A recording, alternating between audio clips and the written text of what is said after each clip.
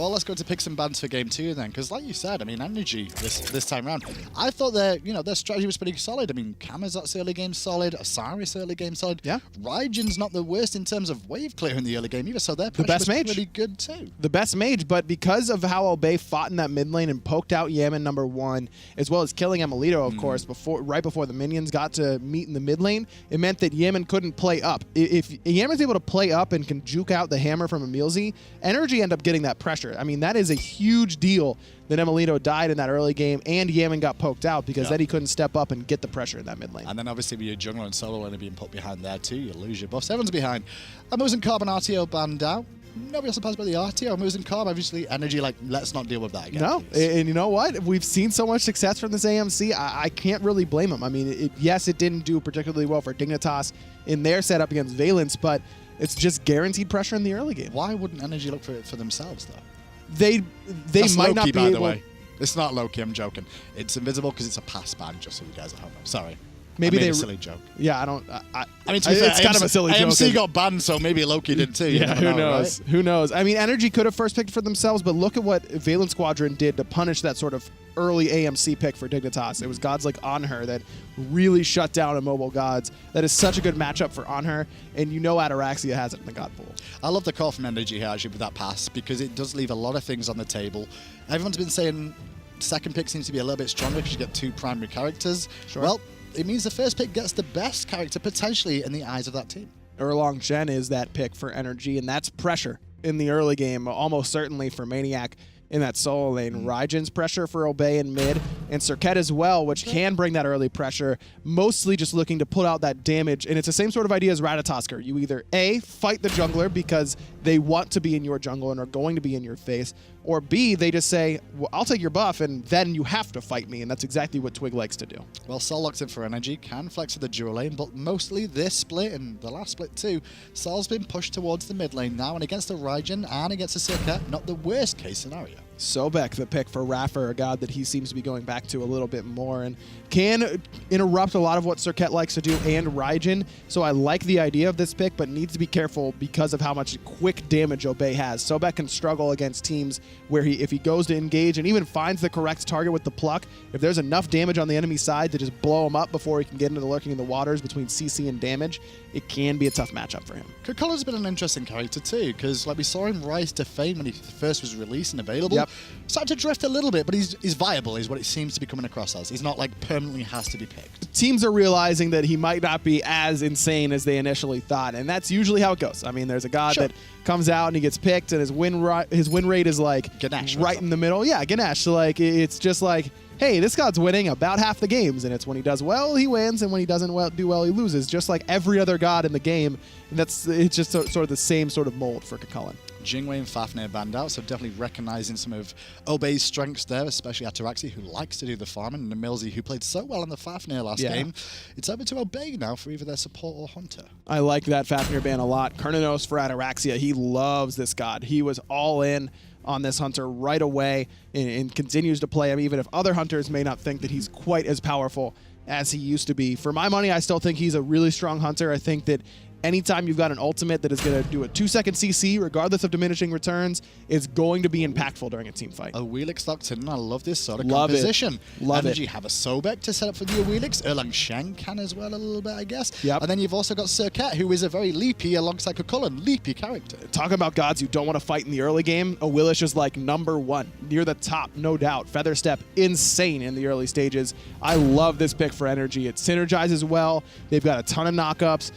Obey already has a ton of leaps as well. Chulainn, Serqet, Raijin. You have that option to pull them out of it. Really strong pick by NRG. And finally, Obey, we're looking Ganesha as the last pick here for emilZy. Not a bad character, this, against Assassins, just because silence is one of the strongest things to deal with Assassins. Plus, Awilix has to hit at least one auto, or hit the 3 with the Moonlit Charge. And then Ganesh can just kind of sit there and silence it out. And all of a sudden, you don't get that opportunity. It's not all mitts. No. We should do something with that. That's good. You reckon? Thanks. Yeah, we can make a skin out of that, I think. I mean, Who says no a lot? I have no clue. You don't have any idea? Mine's a little bit blank. Well, I'm getting old now. I would have had a really witty comeback normally. Yeah, you would have. What's happening to you? He would have said no. I don't know. I can't think of a single Could be like a Judge Ganesh. Like, he could just be like, No. And then have like some judge things. I don't know. I'm trying to help. You're helping me now. I'm like, my mind's completely blank on who says no a lot. I mean, like, parents say no a lot? I mean, I guess your parents did. Yeah, I know, because I was always asking dumb questions. That's because you I'm still trying to put you back in the groove. I know here, you're helping. Thank you. Yeah. I can feel it. I'm like, yes, I'm ramping back up. Well, into game we go. NRG are down 1-0. Obey are up. And it's a very similar situation to last game. The only difference is here is that NRG are going to be on the bottom side of the map now. And keep an eye on where Awilix and Erlang Shen are. Starting to pressure already on this right-hand side. Ganesha and Raijin in the mid lane. Their wave play is not bad, but it's not as good as a freaking sullen Medusa. That's for sure. And that's why you can see NRG have a little bit of an advantage here on this side of the map. Now adapting, met by Xaliea in that jungle. CaptainTwig's going to try and get the minis off of this speed buff just to guarantee himself some experience. As you mentioned, NRG's going to have that wave clear advantage in mid. And Adapting's going to rotate in, knowing he's got emilitoo and Yammyn coming in, and force CaptainTwig away from his own speed. So that does get picked up and stolen by NRG. Good play in the early game from NRG. Now this is very similar to what Obey did to them, but Twig's in trouble. But Featherstep was on cooldown, so he's going to be able to escape. Again, Twig just looking for the minis off of those fire elementals to guarantee himself some experience. Everyone's only level 1 here. Take into account that the buff was split 3 ways, so Yammyn and emilitoo still need a couple of minions to help themselves out. Now they'll hit 2, and the dashing just misses from emilitoo. If that would have connected, I think the elephant would have been in a bit more trouble than that. Would have at least forced the shell out of EmilZy for sure. On the right-hand side, maniaKK and CaptainTwig still trying to box it out. The former jungle solo partnering, as on the right side mid-harpies, they go to NRG. So this is just NRG getting back to the wave as soon as possible so that they can at least try and go and finish off those fire elementals and their own buffs on the right-hand side. Well, we didn't check him in the left-hand lane for a little while now as we watch Adapting being pressured out as well as maniaKK for the time being. But it's Cernunnos versus Sobek. It's not something I get to say in terms of a lane matchup too often, but this is how EU's starting to look these days, where you see a hunter versus a support at the start of the game. And that's what you have to do if you're the hunter in that position. You have to invade the enemy buffs, just as Obey has on the right-hand side. Xaliea and CaptainTwig actually with a lead, but now Xaliea needs to be careful. No transformation for him, but Adapting decides to go just for the fire elementals, not for the kill. And there's an ult coming out from maniaKK early on. I apologize, not an ult, just some pressure coming out there. And the curse too to slow them down. Xalia's one hit from death, and he will go down under the tower. maniaKK takes an extra shot. He didn't really want to, but Twig can't pressure anymore. Minions will help out, but it's not going to be enough to bring maniaKK down. NRG, as we said here, Aggro, generally they turn back up at the start of the next game. Very angry and try and make plays. It all comes back to that pressure in mid earned by emilitoo and Yammyn. They're the ones who can rotate into that right-hand side and help out on that first blood instead of having PrettyPriMe and emilZy there. So speed buff going to go with the wave energy here as well. So Adapting's got the first 2 speed buffs of the game as it stands. Gold lead is still even at the moment. Obey doing a pretty good job of just holding off where the pressure's been. And that's the buffs on the left side, all going Obey's way. That's Ataraxia throwing that extra clear around. He got red, now he's got purple. He got the oracles on the left-hand side as well, and pretty much all of that is solo farm for him as well. Yeah. He's going to be way far ahead of Emerald. Yammyn in middle lane under a bit of pressure there, but the Disapparate comes into play a little bit. Yammyn looking to continue the pressure with the Solar Blast and return some damage back to emilZy. Luckily enough, he's timed that well, so he didn't need too much from the Raijin after emilZy went in. This is what we're used to seeing when it comes to weird metas that develop in the midst of a middle of a season. You've got your hunter starting in mid, and a lot of teams didn't really know what to do with that at first. I love the adjustment that Obey has made, saying, fine, put your hunter in mid. We'll still put our guardian there. We're going to put our hunter in the dual lane and get a god that can out-pressure whatever guardian you're putting there. Now, Sobek near the top in terms of guardians that can clear on their own. I mean, Terra's near the top, of course. That's who this kind of strategy first started with. Ganesh very good at solo clearing. Sobek right there with those 2. So the idea is there from NRG, but the lead that Ataraxia has already earned for himself and for Obey, keeping themselves out of being behind because of the first blood on the right-hand side of the map, is all because of the strategy that NRG is going with. It's just a response to this sort of ADC mid laner meta that's kind of developed. And I think that's the difference between Game 1 and Game 2 here. The Game 1 situation was because emilitoo died. He didn't manage to get any sort of pressure on that left-hand side of the map early on because he got the extra farm. Right. Instead, all 3 lanes were in trouble. Whereas Obey, they have a small lifeline at the moment in Ataraxia and have to try and continue making sure that can continue. Both junglers have an opportunity in the solo lane to really get far ahead off of the matchups. Adapting, looking for the knock-up and pull combination onto Xaliea. And that's why we see Purification Beads actually be the relic for Xaliea so far. But then as well, CaptainTwig has that healing shutdown onto the ultimate for maniaKK. So that's why we saw the Serqet pick so early on in response to the first pick Erlang Shen from NRG. That last breath has the opportunity to completely shut down all that healing. So 4 minutes in now, and it's only 1-0 in favor of NRG. 500 gold lead for Obey for the time being. Speed buff has been given to Twig this time, so Obey manages to defend their own speed buff this time round. But look at Ataraxia on the left-hand side now, heading towards the enemy jungle. Will meet emilitoo, and round the corner comes iRaffer too, so it's going to be a 2v1. But pressure for Obey in the mid lane means that they may be able to rotate and support. Now Yammyn and Adapting coming too. Ataraxia just trying to stall, but Obey say that we don't want to continue this invade because it's now 4 people on this left-hand side. Twig is on the right, killing maniaKK. And obviously take into account the anti-heal coming out there means that maniaKK won't be able to get the heal off his ultimate this time round, and now it's pressure for Obey on the right-hand side towards the blue. Speed buff not up just yet. Adapting is here though. He'll be looking to just try and stop the blue being taken, but in a 2v1, there's not a lot he can do right now. That's why he's got more reinforcements coming, but will they be here in time? Xaliea with the well-timed transformation. This is exactly what he wants. Yammyn needs to be careful here with that disapparate. Well-timed gets him out of that CC, but Adapting not doing too much damage to CaptainTwig. maniaKK returning though means that Obey reconsidering their invade. 4v4 now with how this stands between the two. Left-hand side Oracle's being done by emilitoo. He'll get contested as Xaliea pulls in the air but beats the way. Back to safety. Prime looking to poke down Yammyn a little bit. Just a little bit off the mark there, and disapparate now down for Yammyn too. Both hunters now transitioning towards mid lane. And round the back, emilitoo should have pressure, but here goes Ataraxia. Emil's got no mana, so Ataraxia goes aggressive. Forces out that Aegis, and now PrettyPrime's here as well. There's a kill opportunity for Obey. Tycho drums, but the jukes. Emil only got hit by 1. Only got hit by 1, and Twig only got hit by half. That ultimate coming out from the supernova there from Yammyn, but was forced back too.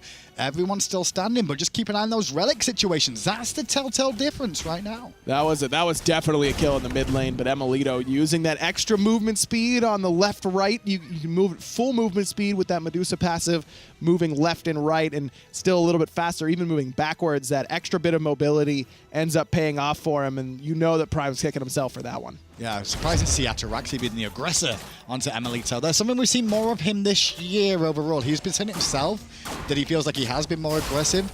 And we haven't really spoken about it, but it's true. He has been the one to engage a lot more now. Without a doubt. Much more willing to be the initiator, the sacrificial lamb when necessary. And it's no surprise to me, and it's no coincidence that Obey has seen more success with Ataraxia playing that sort of play style. Not nearly as passive as he used to be, is in the thick of things in the team fight. And now, I mean, he's always been that hunter that you can give a lead to and trust that he's not going to throw it away and still be that impact in the late game. But now Ataraxia feels to me like a hunter that can get ahead in the mid game all on his own and then push that lead without it being handed to him by a start that his team does. He's going to be a little bit careful in the laning phase now as emilitoo will have lane pressure for now. Neither with Devourer's Gauntlets just yet. We'll see if they go into that as Adapting looking to pressure Xaliea once more. But Adapting could be a little bit overextended here. Has to be careful of a wraparound from Twig, but it's actually a cheeky setup from NRG there. They had people waiting in the wings in case that happened. And this is exactly what I'm talking about. NRG is being much less reactive in this game and much more proactive. It's NRG's adapting, going to the right-hand side, and his team following up first. And as it turns to Obey, instead of them being like, hey, we're invading on the right-hand side, they're saying, we need help on the right-hand side. There's that response time. And look at the wards. It's a little bit harder. Look at the wards on this side of the map in favor of NRG here. Just trying to keep it completely pinned down. Keep an eye on the rotations from emilZy and PrettyPrime. And also look to pressure the blue buff. It's Xaliea who's in trouble this time. He'll get pulled in. No beads this time round, Sunshine. Yammyn credit with a kill, and Twig forced out just away from the Stellar Burst. emilZy's silence will allow that to happen. But NRG do get the kill, and they also, I believe, strip away that blue buff. Great job by Yammyn. Perfect positioning to be safe over that wall and still be in position to follow up. And that was perfect timing from NRG because Xalia's beads are already back up. That was a short window that they had left from getting it on the right-hand side, and they understand that it doesn't matter if they're up in 2 seconds, they're down. If they're down, and that's a free kill. Well, this is professional play, so you should know buff timing is relatively close to the mark. They'll be letting each other know when the beads went down, how long until they're back up. This is just the sort of thing you expect at this level of play. Someone on the team always is doing your math for you. You know, someone says, hey, they beads, and then someone's like either types it in on the PC chat or just says out loud, okay, they'll be up at 839. So How did you deal with that on console, out of interest? What was the call? I was the math guy. Did you have, I'm you awful a at math math. guy? Yeah, I literally had No to. wonder you lost so much. I had to practice. I would think about whatever 160 seconds was from any given time. I'm not doing it anymore. 313. No, I'm not doing it anymore. 420. I'm retired. I'm washed up for a reason, Hindu. Okay. It was worth trying. So now as it stands 2-1 still, Obey and NRG. This is relatively close. Obey with the experience lead, so the gold lead, at least for the time being. Experience is actually even, but it's not much of anything. NRG, the only one who's been slightly more proactive, as we were saying, and Obey reactionary. Now, both of these teams have some weaknesses in the later stages. Adapting, not going to be quite as impactful in the late game as he is in the early, but Awilix still can be a big deal in the late game. Actually can box late game hunters 1v1 because of the power buff that Gravity Surge gives you.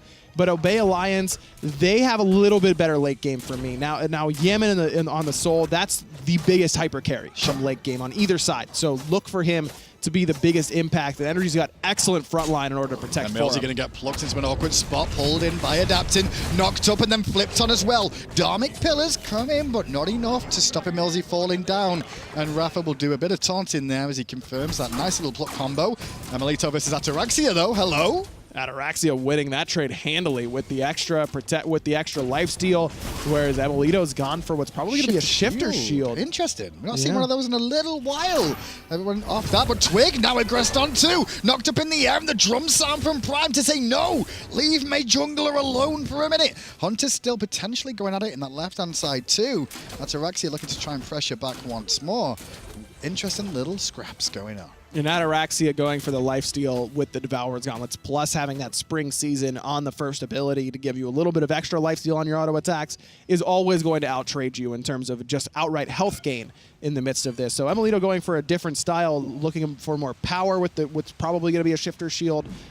Medusa scales really, really well with power because of how ability-based she can be, but also has that ability to be the late-game hunter. If you want to build shifter shield into the rest of your items, going crit chance and attack speed and penetration, it'll work out for you. maniaKK going to fall to the right again by another gang by Twig, just catching that one on camera, making it 3 for 2 in favor of NRG in terms of kills for now. Well, that emilZy pick, though, we saw from NRG moments ago as well. You know what? That was very reminiscent of the old school emilZy that NRG used to look to abuse. If you remember the ward situation, emilZy did a good job of correcting that, but that time round, you know, you can't win them all. You're going to get picked sometimes. You can't win them all, and if a team's going to commit 3 ultimates to killing you, that's a heavy investment. Now, you shouldn't be putting yourself in a position where you can get solo ulted by 3 ults and have no one there to follow up, and that was the case for Obey, is that no one was in the neighborhood to capitalize off the fact that NRG had used 3 ultimates. But if they continue to do that, if NRG continues to dump that much to kill emilZy and Obey is there, that's going to end up being in Obey's favor. Oracles will go the way of Obey there, as NRG which is a little bit late to turn up to try and get those.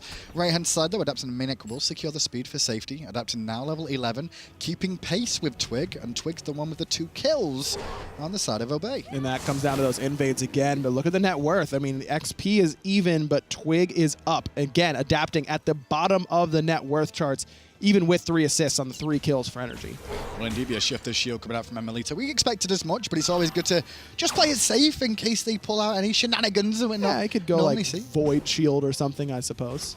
In this game? No, it comes off a different tier too. Yeah, no, it was going to be shifters. Look, shifters not quite as popular after losing that magical protection off the front side. Still have it on the whatever you fall below 50% HP, but this is all about 70 power. That's the entire reason we see it built here for emilitoo. Above 50% HP, you're getting a ton of power built in. Twig just leaped into danger on this right-hand side. Luckily enough, though, he is Serqet. Adapting one, managed to pick up both of those back harpies there and get away from the danger. Thought he used his beads at first then, but no, he didn't. He's perfectly fine.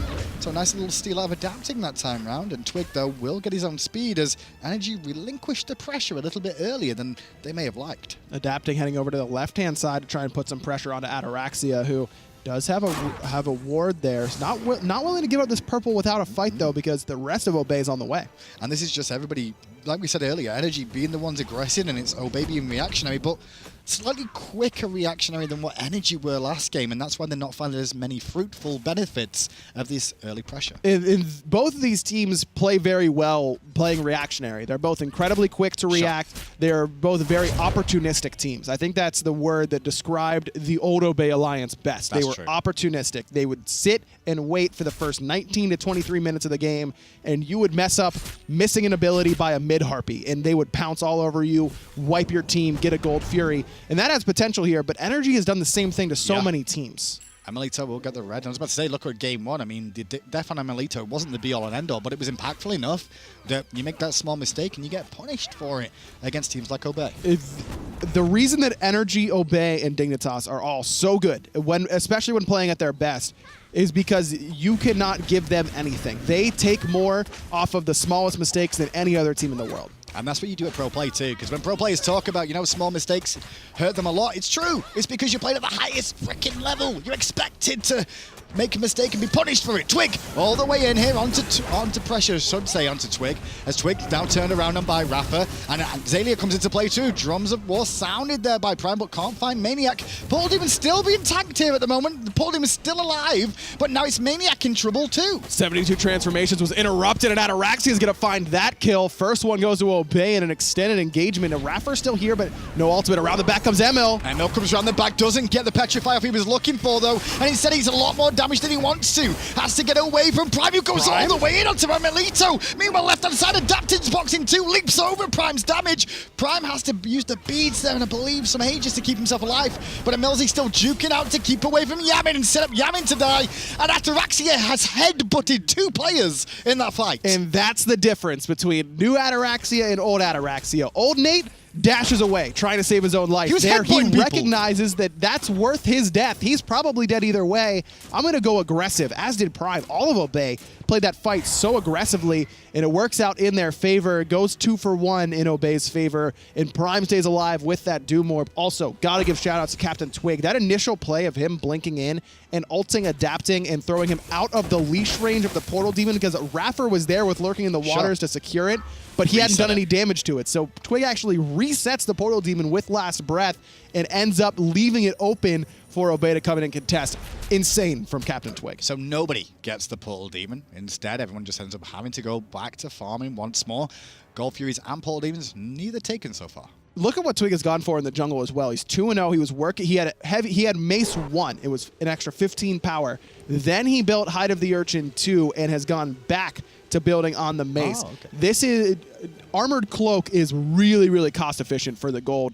Not quite as good as Silver Breastplate in terms of tier 2 items that give you enough bang for your buck, but certainly near the top. You get all prots, magical and physical, health, mana. That's enough to carry Twig through the early game of damage from adapting and maniaKK, I should say, that he's not worried about that for the moment. So now he's opting back into damage and will come back and finish that Hide of the Urchin after whatever penetration option he wants to go for. Well, we talked about farming and how NRG had control in the early game, but look at the level difference now. It's Obey that have managed to hold on and now starting to swing in their favor. Level lead in the jungle for Twig for the moment. Same can be said for PrettyPriMe in the mid on this Raijin. And it's because Obey hasn't overcommitted to defending on the right-hand side. If NRG's invading, they're making sure Obey is making sure that they can secure their own buffs on the left-hand side. They're ensuring that they can get their own the oracles, the fire demon portal, whatever you need to try and stay even in terms of XP, whereas NRG was overcommitting, losing right side buffs and then losing left side buffs because they lost the engage on the right. Well, the carries have to be very, very careful here as iRaffer comes in. Good knock-up, and now it's Ataraxia has to Aegis defensively,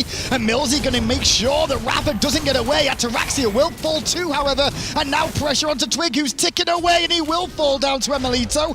In still goes adapting, looking for the elephant. Yammyn is going to continue the beatdown process, and 3 kills for 1 in favor of NRG eSports. So that's exactly what I was talking about when it comes to Sobek, who needs to be careful on damage when he plucks in. But just as NRG used too many ultimates and resources to kill emilZy earlier on, there was no one around to punish them for it. This time Obey commits too much to iRaffer, and all of NRG is right there. Adapting left pretty much unchecked after going down below half HP. emilitoo with a big petrify and having all of those relics still down from Obey Alliance from the fight on the right-hand side.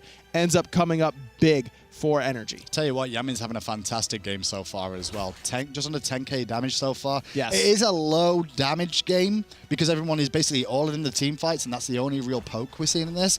But Yammyn's position has worked out very well from your good use of his ultimate and the disapparate so far. He's done a great job of baiting himself when necessary, going in when he knows he can. The ultimate positioning has been good, as you mentioned. Yammyn definitely stepping it up in Game 2. And has that high to the urchin. Another pause coming out this game. It's 7-5, just under 19 minutes in this one as it stands, as that Portal Demon goes NRG's away, so they find a win off the back of that last fight. So this next team fight is going to be massive for both teams because the game is pretty much even, and now on both sides, carries are building that high to the urchin.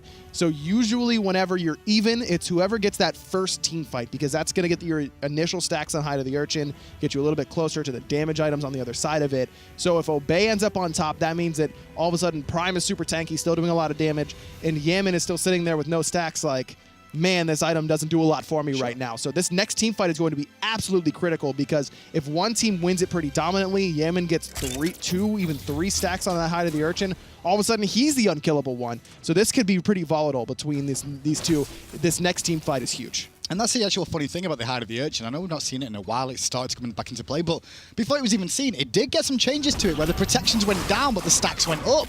So already technically got a nerf there, but a buff at the same time, I guess, in terms of the stackage. A little bit less worth it initially on purchase, and a little bit more worth it whenever you get those stacks. And then we see it. And then you see it. And then we see it. It's been there all year. It has been there all year. You know what? There's a lot of items. Sometimes it takes a while for everyone to get on the same page and try out an item in a different situation. And generally, it's low-level players that do it first, like casual base. Yep. Then it'll be the pro players, and then it'll filter down through the ranks to everybody. And then before you've actually started seeing it in your gold games, it's probably already out of meta. Yes, exactly. Because the patches come through. By the time you see it in the low-level games, it's already been patched out. Tail in the mid, being sieged down here. Minions now out, but Yammyn's still feeling it, going aggressive, using the disapparate. Ataraxia gets a nice little route off on him to adapt him, but not a whole lot of damage. Twig, though, looking to just give some kisses to Raffer and Yammyn. Yammyn rejected those kisses this time round, however. Raffer will always accept him in this situation. Mid tower so low, and with Yammyn on the soul and emilitoo, who's level 18 on this Medusa, Obey know that they can't really contest that. This build for emilitoo has worked out beautifully thus far. Not worried about attack speed. Oh, blink from Twig, looking for Yammyn again. The disapparate was used at the same time, though. And emilitoo was sneakily slide away on the Medusa for now, but pressure for Obey around the Gold Fury. They're not going to look for it, however. No, emilitoo is still too healthy, and everyone still has relics except for CaptainTwig, who used the blink to engage. So Obey realized that even if they had that NRG had committed to getting that tier 1 tower in mid, they didn't commit anything to get it. It was just standing in the right spot, and Obey too slow to react that time around. Oh, into the jungle go Obey, looking to defend their red buff here, and they will do so. I believe Prime got the last little hit with the Taiko drums on that. Was that me being wrong? Yeah, it was Raffer, actually, who stole it away with the Sickening Strike. I thought I went red. That's my bad. It was a little blue ghost. I thought I saw a red ghost. I'm colorblind again. I think it was the little harpy went red. Okay. The big one. Thanks for saving me, I guess. That's what I'm here for. Oh, that's nice. Still, no Gold Fury's taking this game, but plenty of contests around it. Like you said, it's still the same sort of game here at 21 minutes in, where the next team fight could be the be-all and end-all of who takes the game by the scruff of the neck and looks to close it out. And it's a matter of how much farm Obey wants to get, because they have to be wary of how much more farm they're giving to emilitoo, who's working towards what's probably going to be an Executioner there in that 5th item slot, or 4th item slot in total terms of completed total items, not starter items. Then Yammyn working towards some penetration, whereas PrettyPriMe, yes, the pen is going to be really important for him, but that Doom Orb is giving him more damage than Yammyn's Bancroft's Talon is giving to him. So if Prime sells his Bumba's Mask and gets a little bit of penetration with that focus shard. So this is a smart pickup from him, understanding this next team fight is going to be critical, so he needs even that little boost of pen in order to get him there. It's funny to see emilitoo has taken a lead over Ataraxia so much when we mentioned how far Ataraxia was in the lead. Yeah. At the beginning of this game, with all the less attention that was paid on him, having to lane against Raffer, but now it seems to have been swings and roundabouts as emilitoo now in the lead with a good level over Ataraxia for now. Even the Oracle's now being looked at by both teams. emilZy and PrettyPriMe in the forefront. Good poke coming out from PrettyPriMe on that Raijin. And emilitoo's lead really comes down to the fact that Ataraxia has been killed twice in these team fights, whereas emilitoo hasn't been knocked down once. And even when you're ahead, when you die, you're kind of bestowing some of that lead onto the enemies. He can still farm icon. Exactly. emilitoo's taking advantage of that nicely. Well, clearance in the mid lane. I mean, with a Medusa and Sol, it's going to be very hard to siege down towers with minions. When the minions disappear in a blink of an eye, you're going to have to make sure at least one of those two are not there at the time to look for tower pressure. And I like iRaffer's prioritization of Shogun's Kasari. He gets the Jade Emperor's crown, just reducing the overall physical power of Obey Alliance. Pretty standard second item for supports these days. But immediately into the Shoguns. He's got a little bit of health, but not a ton between these two items, and a little bit of protection, but not a ton. But he's level 14. He's got the low nose, a little bit of extra HP from the Swiftwing as well, which helps him get in position to find these ever important plucks set up for adapting. But with how little attack speed emilitoo is built for, that Shogun's is big. iRaffer took a lot of free poke there, looking for the dash, didn't find it. And Prime's going to go all the way in, actually, into the backside. emilitoo pressured out on the left. There's Twig forced to run back, but maniaK's going to give chase with the pin, and that's going to force Twig back even further. NRG still seem to be on the hunt here. They were looking for the purple originally, and that purple is now going to go down and stolen by emilitoo. NRG just didn't really take a lot of damage between Last Breath and Taiko Drums. The Serqet and Raijin ultimates just weren't really impactful. iRaffer missing that pluck, needs to be a little bit careful because Ataraxia is there, but maniaKK with a big taunt as well. And there's a big old ultimate out of Yammyn too. Dharmic Pillar's down though, comes into play from emilZy defensively. iRaffer's still on the front side, now going to be committed on all in. The rest of his team are still fighting on the back line, basically dealing with the raging bull that is Xaliea. And CaptainTwig will pick up a kill too. Instead of chasing kills, however, it's collapsed to the Gold Fury. One team fight. Xaliea dominated that entire team fight for Obey. He just ran through the entire backline while iRaffer is trying to chase a kill onto Ataraxia. The peel from Prime and emilZy were great, and no one was looking at the backline from NRG. maniaKK had to get out of there because he was the initial engage and had to be careful without his cooldowns, and Xaliea just goes completely unchecked on the backside. I noticed when you look at the two carries that died there, Yammyn and emilitoo, both of them still have their ages up. maniaKK, no, Obey got it. Silence was there from emilZy in time. I like maniaKK's idea to try and get in there and steal it though. Might as well give it a go. Worst case scenario, you're going to be back in the base with your teammates who are just respawning now.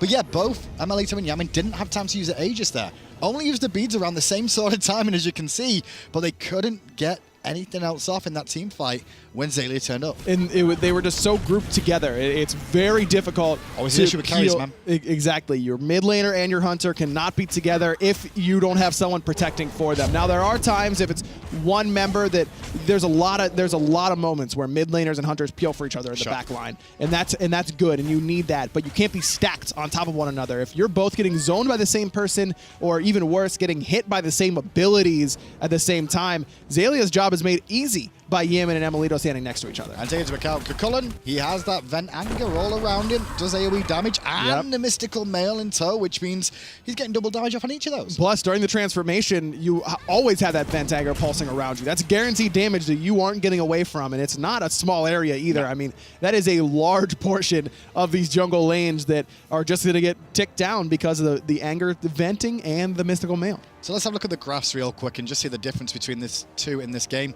You can see that NRG have had moments, if not been ahead at moments in this game, but that last team fight, all in all, kind of broke the back of the game a little bit and has given Obey the lead, even though it's NRG pushing up. And again, as I mentioned, that team fight was going to be so critical. Let's take a look at the height of the Urchin stacks between these two. NRG don't really...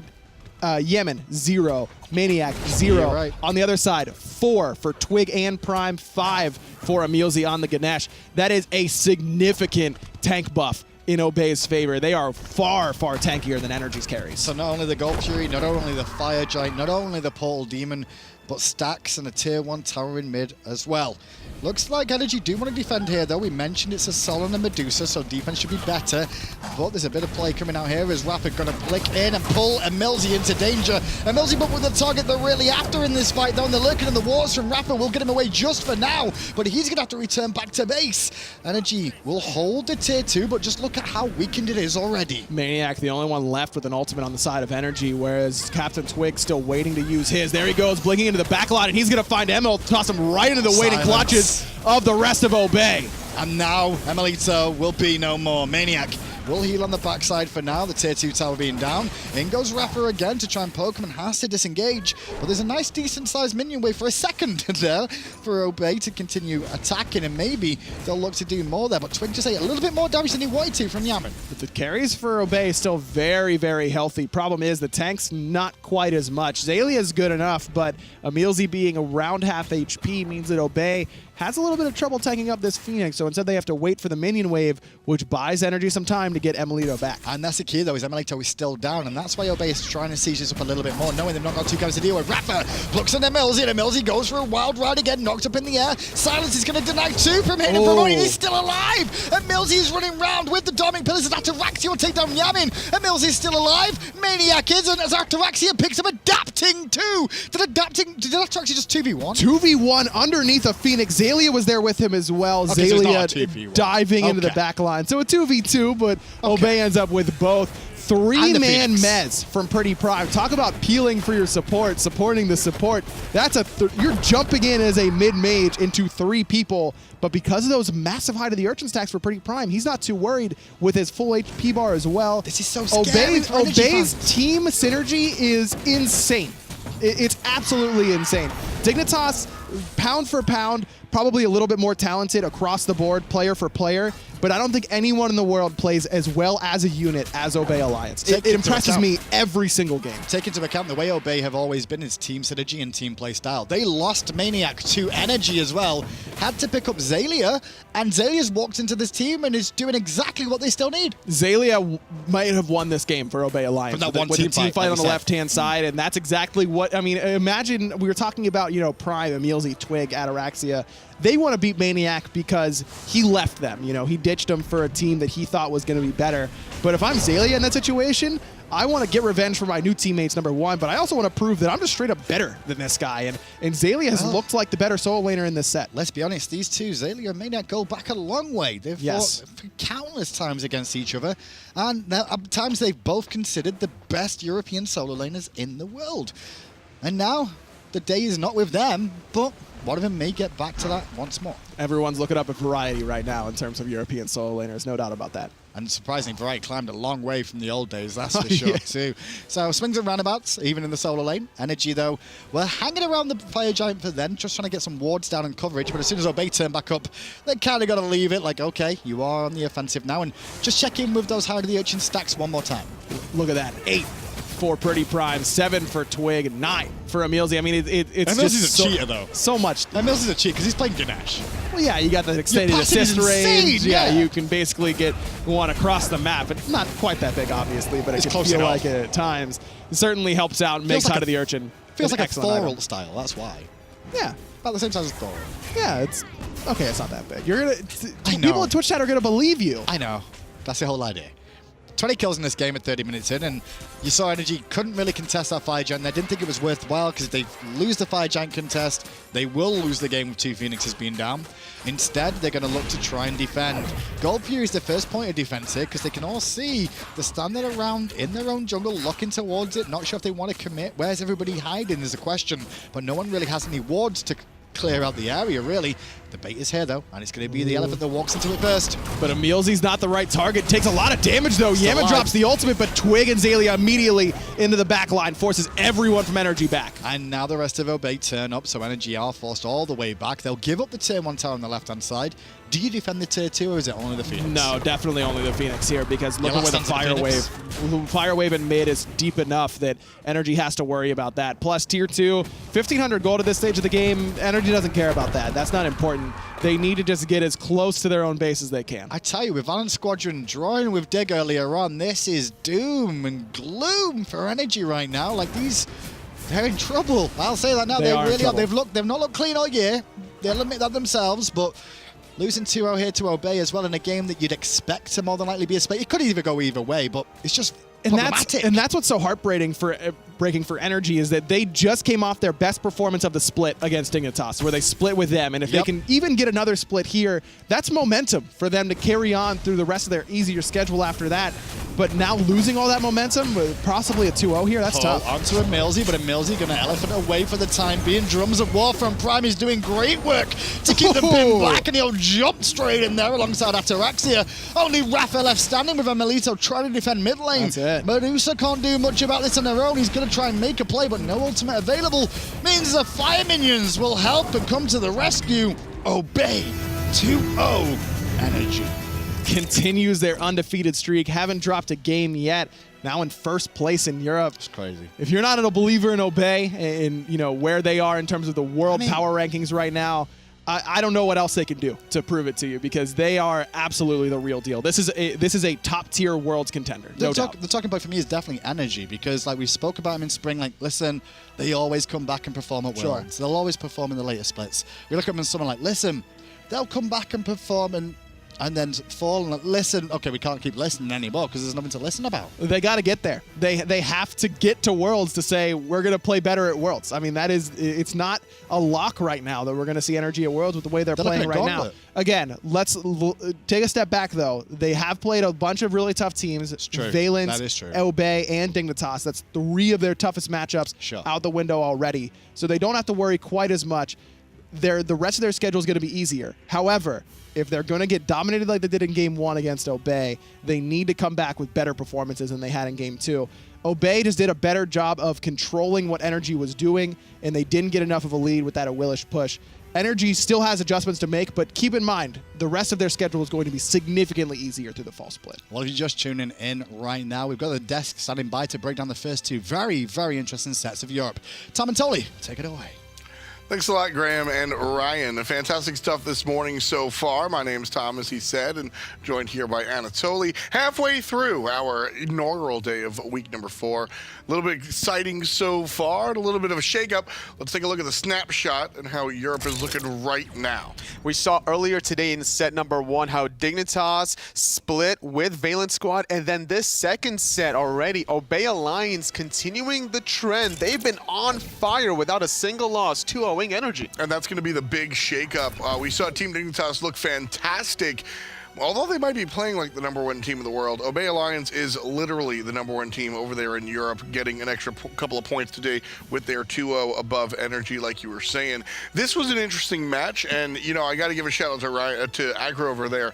He kind of nailed it when he said, I think this game, meaning the second one, was won by Xaliea. There was one team fight where he just completely controlled everybody. Honestly, it was the combination of everybody. Xaliea did his job, but I would want to give it back into Hazer's point of view, because he was able to kind of, I feel, put Obey in the best possible positions for these picks and bans. It didn't seem that NRG came prepared whatsoever. The coaching there was just not up to par compared to Obey Alliance. And yes, Xaliea did a wonderful job controlling a lot of these team fights. We've been knowing him to do his job diving the backline. If there's ever a soldier you want to do that, Xaliea is your man.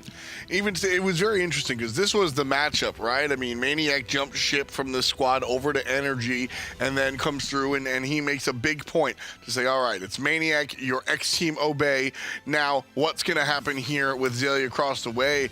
And I mean, just absolute control. Xaliea was able to be so successful in the second game specifically because of CaptainTwig playing that Serqet, being able to just be an absolute nuisance, and NRG just not come prepared. And because of the early game success between those 2 individual players, we saw later on in the game Ataraxia just reeking in all the benefits. Yeah, we've heard Xaliea say how much different it is to work with CaptainTwig versus some of the other junglers that he's worked with in the past, and seeing that amount of pressure on the Fire Giant side of the map completely transforms not only his individual play as a solo laner, but what you're able to do because of that. So really big point that CaptainTwig supporting his solo laner Xaliea over there on the right side, making them go 2-0. Now, as we look towards the first game, Dignitas versus Valence Squad, I was at the call for this one. The first game, maybe not so interesting. The second one was very much so, though. This one winds up being a split. Dignitas take care of the first one, and like I said, not so interesting in the sense that like Dignitas are a strong team, and it didn't really work out. We saw Habwa in the Hunter position for Valen Squad. The game didn't work out, but I don't think it was because of the pick. I think it wasn't the pick, it was the itemization for Funballer. He went a tanky Habwa, which is good in terms of getting to the late game because the base damage of Habwa is going to do work anyway. But the problem by going tanky on Habwa is that the enemy warrior, Variety on the tier in game number 1, just went off completely. No one can stop him. He was on the top of the player damage charts, and they got a very easy victory off of that. But in game number 2, playing a more traditional Hunter, a more staple Hunter that he's known for on the Honor, he was playing aggressive, he was making the plays, and Variety couldn't do the same amount of work that he did in game number 1. Right, and that comes down to the fact that, like you said, the Honor wants to fight. Well, the Habwa wants to fight as well, but being behind and then building defense puts you behind even more so. Yep. So this item that we see everybody talking about, the Hide of the Urchin, it's a trap. It is not just strictly an item that you can purchase all the time, no matter what, and reap the benefits from. It's an item that is situational at best. Well, actually, let me take that back. It's an item that is fantastically situational. If you're looking to be a tank over there in the solo lane or in the support role, this is absolutely what you want to buy. But if you're a carry and you want a little bit of defense, you don't buy the items, you don't buy the Hide of the Urchin when you're behind the 8-ball, when you're down the gold. You purchase this item, it's a win more item. You can't buy this when you're already losing and hope to become the god that doesn't die. We saw in game 2 Trickstank building the Hide of Urchin, but could not get a single stack in the game, and as a result, he was just getting blown up if he ever tried to go in the backline. Sure, and I think the stacks are a secondary conversation. That's always been the case with the Hide of the Urchin, where you have to be wary of when you can go ahead and purchase it because your team aren't winning team fights or this, that, or third. But that's besides the point. Now we're seeing carries buy this item all of the time, and it's hurting them just as much as it's helping the ones that are in the lead. When you're ahead, you reach a certain amount of offensive potential where you're able to just destroy people no matter what. If I buy a defensive item versus an offensive item, my next item, I'm still crushing it. Whereas when you're behind, you can't deal out the damage that you were necessary to do so. You are snowballing against yourself. Sometimes whenever you practice something in scrims, it might work out and it looks so beautiful on paper, but then you bring it out into the ESPL, it might crash and burn, and that's exactly what we saw in that first game. But then they were like, all right, it worked in scrims, didn't work in SPL. Sure. Let's go ahead and play what we know. And that's what I really enjoyed seeing Valen Squad come out. We've asked this question, who is Valen Squad? How strong are they? Right there, in game number 2, we saw just how strong this was. On her coming out, this is a you must fight type of scenario. Valen Squad does just that, finds a split down the middle 1-1.